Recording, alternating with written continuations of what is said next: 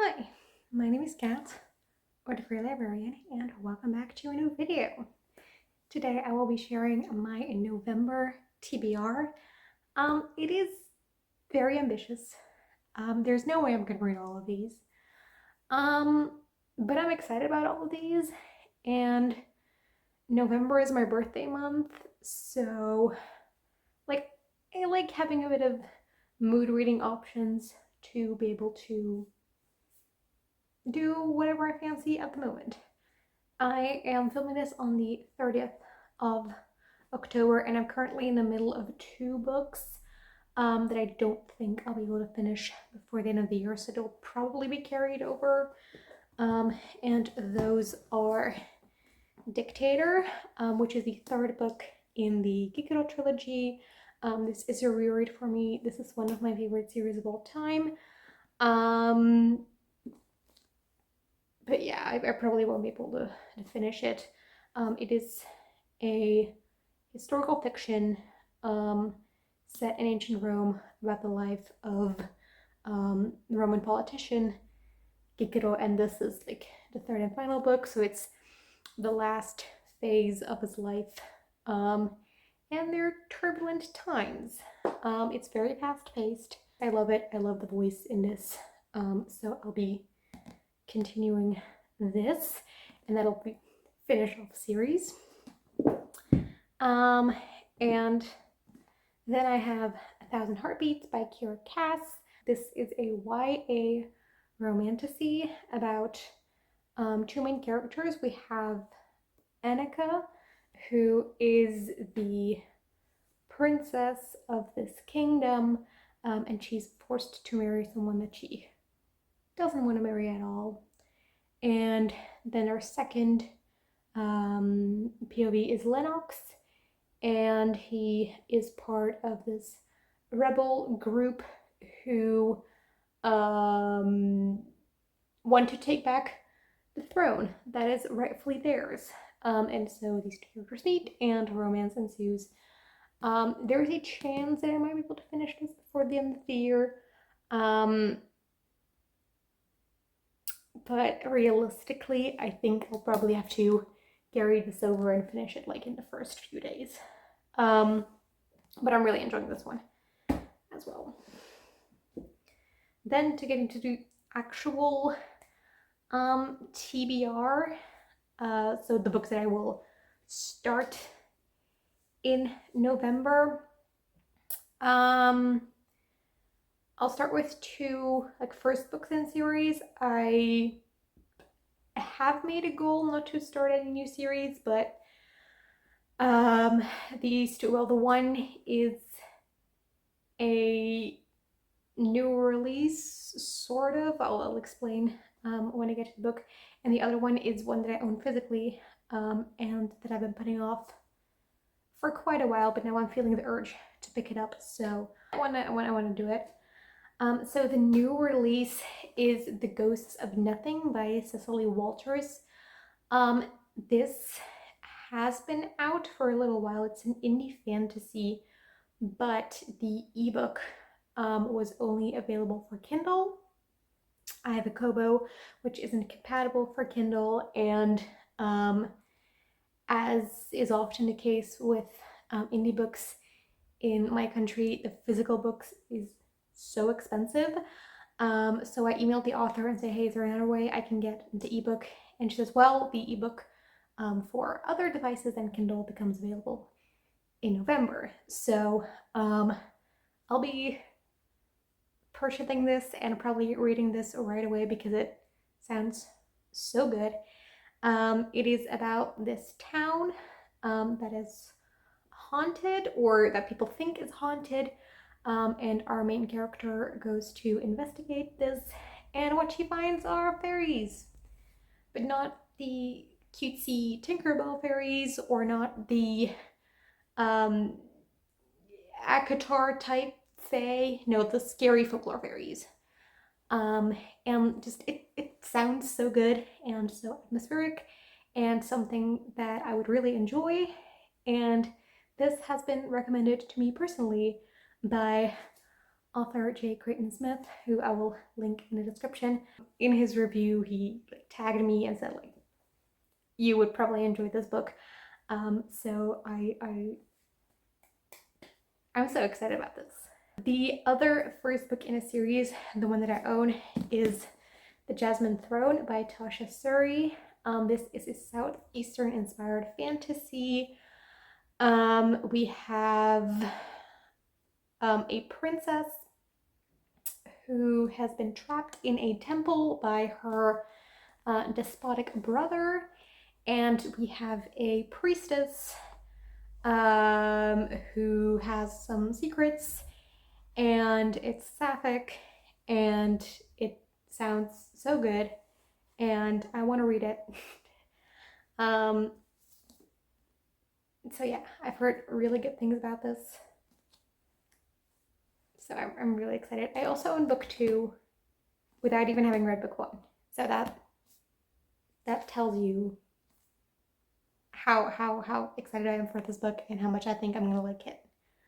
So I hope it's not a disappointment, because that would be really sad. So the next category, I guess, is companions. So books in companion series that I want to continue. First and foremost, I have Whisper Rock by Robin Carr, which is the 3rd book in the Virgin River series. I've just loved the first 2 books. They're so cute and feel good, even though they deal with very intense topics, but these characters are just so lovely and so nice to each other and so supportive, and I love them. And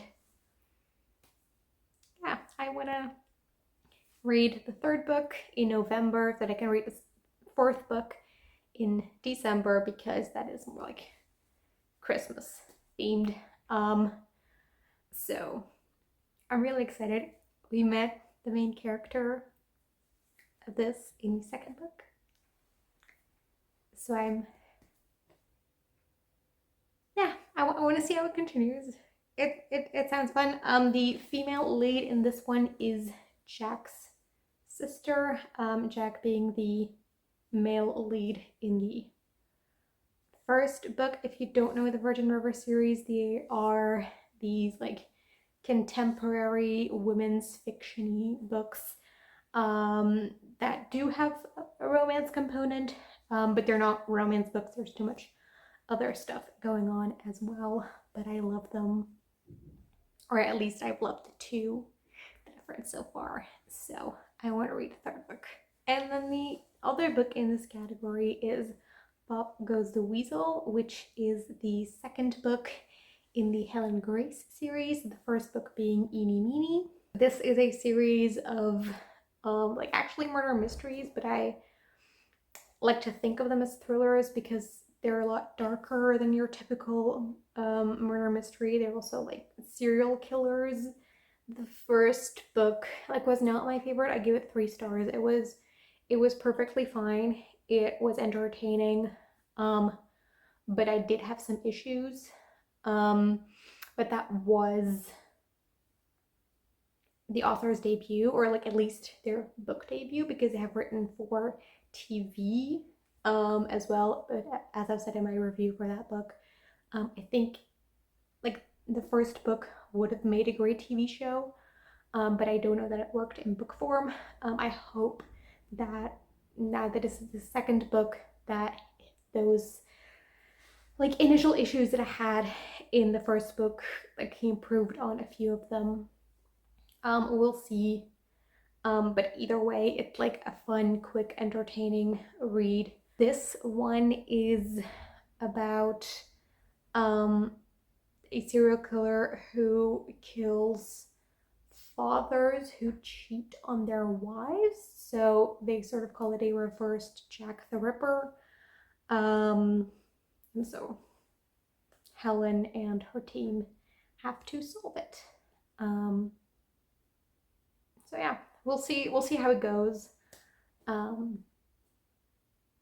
that is A Pup Goes the Weasel. Then I have like actual sequels. So I have Cytonic, the third book in the Skyward series. The fourth book comes out in November. I don't think I'll be able to get to it in November. But I would like to read the third book. The Skyward series is a YA sci-fi about a girl called Spencer who wants to be a pilot to defend her planet from these enemy aliens who keep attacking them, but her father was a pilot and he was a traitor, and so people don't trust her and people don't want her to be a pilot because what if she is a traitor too? But she doesn't believe that her father was a traitor, and she fights really hard to try and become a pilot anyway. And well, that's the first book, and then things evolve from there. I haven't heard the greatest things about Cytonic, unfortunately, but yeah, we'll see, because I did really like the first two books in this series, and I would like to know how it continues.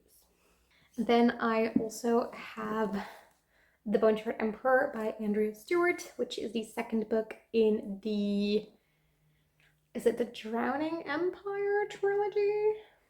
Is that what it's called? It doesn't say. The sequel to The Bone Shard Daughter, which is a multi-POV story, but like the most important perspective that everyone always talks about is Lynn, who is the daughter of the Emperor, and she has memory loss. And her father won't teach her the magic, which is bone shard magic. So that means that every inhabitant of this empire has to give the emperor a little bone shard, which he then can use to power these constructs to do various tasks. It's sort of like computer coding.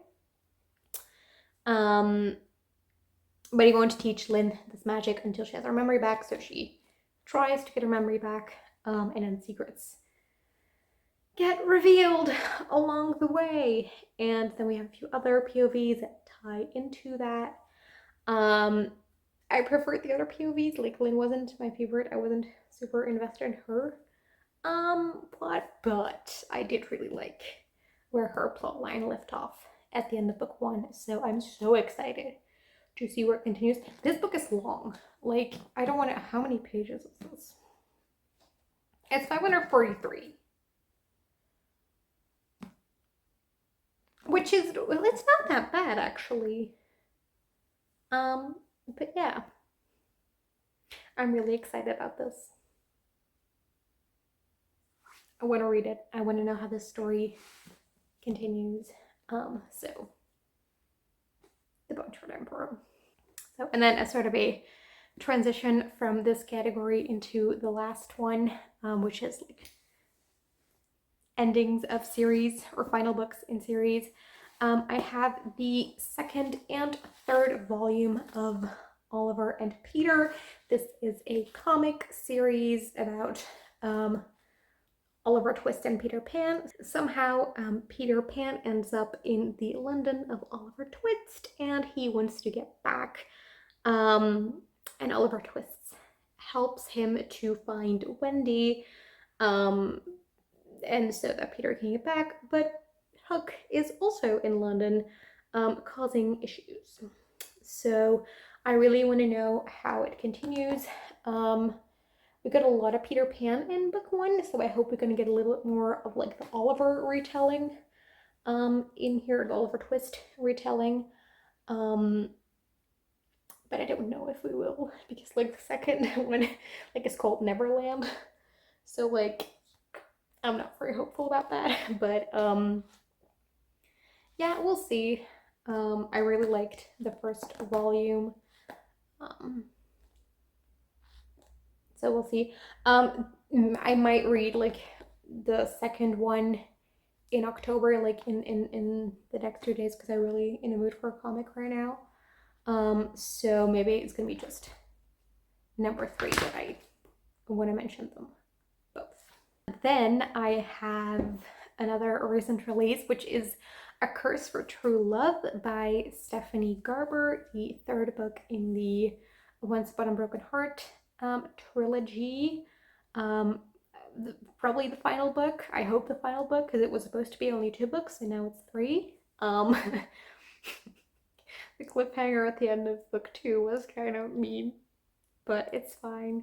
I really want to know how this story concludes. I have a theory and like a little hope about the ending, and I hope that Stephanie Garber goes there. Because that would be really satisfying. Well, satisfying and unsatisfying at the same time. But just, I kind of want it, so yeah, but I want to know. If you don't know, the Once Upon a Broken Heart series, it is a sequel series to the Caraval trilogy. And in Once Upon a Broken Heart, we have our main character, Evangeline. The guy she's in love with is about to marry her stepsister, and she doesn't want that, so she goes to Jack, who is a fate and has magic, and just, please stop this wedding. So Jax does that, but not in the way that she wants it.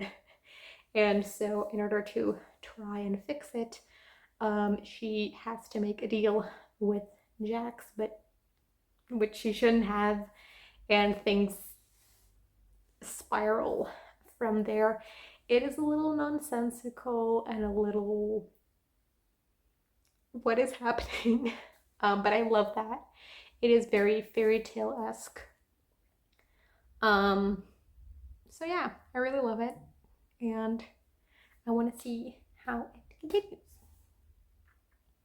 Then I have Jade Legacy by Fonda Lee, the 3rd and final book in the Greenbone saga. I just finished book 2 like yesterday. And yeah, I'm really excited about this one. There is a read-along hosted by my friend Tori over at Tori Talks, where we read this series. So this is the book for November, so I want to read it in November. It is chunky, like I think it's like 700 pages. Yeah, 716. So this is gonna take me a while, but I am really excited to see how this ends. I have no idea what's gonna happen, because this is one of the series that I have no idea what direction it's gonna go. So yeah. Then I have The Dragon's Promise by Elizabeth Lim, which is the sequel to Six Crimson Cranes. It's a duology. And I've read Six Crimson Cranes like in April, and I really loved it. It was my book of the month. It was really good. But I had heard some not so great things about the sequel. Like even people who, after reading The Dragon's Promise, retroactively liked Six Crimson Cranes less. So that kind of made me nervous, and I've been putting it off, but I would like to finish the series before the end of the year, because it is just a duology, because I like the first book so much. But this is a retelling of the Wild Swans, I think it's called in English. We have our main character, Shiori, and her stepmother turns her brothers into cranes, and exiles her, and she can't talk because with every word that she speaks, one of her brothers die. So she has to find a way to solve this without speaking, without anyone knowing who she is, that she is the princess of this kingdom or this empire. I'm not sure. And she has this like little animal companion that is a origami crane that has come to life, called Kiki, and I love Kiki. So yeah, I want to know how the story continues, because I just like the ending of the first book was interesting. It went in a different direction from what you might expect, and I want to know the conclusion to the story, because I really loved book one. And then finally, the last book on this TBR is Stars Above by Stephanie Meyer. This is a short story collection that is sort of a companion to the Lunar Chronicles. I'm not sure if it's about the same characters, but it's definitely set in the same world. Oh yeah, so on the back it's about the same characters. I have been putting this off because I finished the Lunar Chronicles in March, I think it was. Or like, as in I've read Winter, which is like the conclusion to the main arc. And then I just happened to pick up this one, even though I loved the main series. And that's because I didn't feel like I need this book. Like not in a way of like, I'm not gonna read it because I don't read it, just like, I never felt the urge of like, I need to know what happens next. Because I think that we got a really satisfying concluded arc in the main series, but I would like to, like, my goal is to be able to finish some series by the end of the year, get some of my like ongoing series list, and so like it's only one more book, and I just love Marissa Meyer as an author. I would read anything she writes at this point, so I'm gonna read this. I'm probably gonna do one story a day. There's 9 stories in here, so that'll be 9 days, but some of them are quite long. Like the first one is 50 pages. Like, I mean, it's not too bad, but like for a short story, that is, you know, that's a decent sized short story. The other ones are shorter. But yeah, just, I don't have the highest expectations of this just because at this moment, I don't need it. It might surprise me. I don't know. But yeah, I think this is going to be like a perfectly fine, fun read, but I don't think it's going to hit as hard as the rest of the series. That's what I'm trying to say, which is why I've been putting it off, but I want to read it, so I can move on to another series by her in the next year.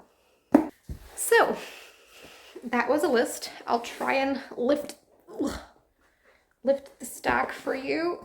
Oh, there's one. And these are only the books I own physically, or like I have physically with me. Some of these are library books that I've currently checked out, and then it's not the comics. They're next to me.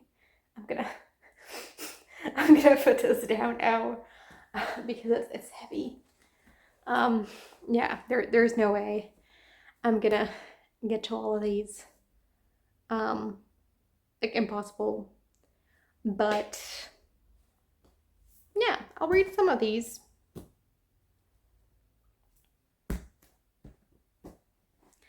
That was the video. I hope you enjoyed it. Tell me which books to prioritize if you've read any of them, because